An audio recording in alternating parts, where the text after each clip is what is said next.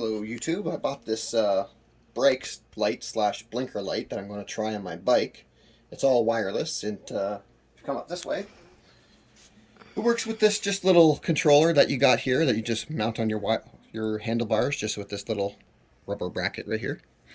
And you can see how it just works so simple. Press a few buttons. Like I said, I got it off Amazon for around 20 bucks. Hopefully it'll be bright enough in the daytime for vehicles to see it and big enough. I'm going to try mounting it just here, simply. Actually, first, get the cable from a USB to charge it, and behind the brake light cable there.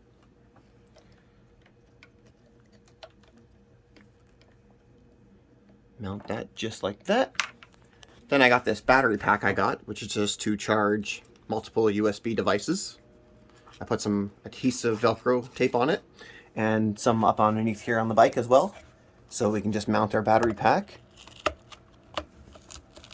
Just like that, and it's a little shaky, but the Velcro is really strong. It takes all my strength to rip it off there. So I don't think it's going to come off by bouncing.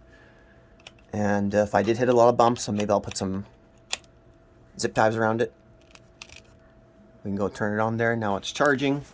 Let me come up to the front of our bike. Test it out, see how it works. Cool. Put it on the right way. Now we're going to test it with the lights out. See how bright it is. Turn on my bike. Alright, so I'll start with the blinker that I bought off Amazon. The right, the left, different modes. That's the regular bike integrated light. As you can see, it's kind of bright, but the one I bought off Amazon is even brighter. And when we turn them both on,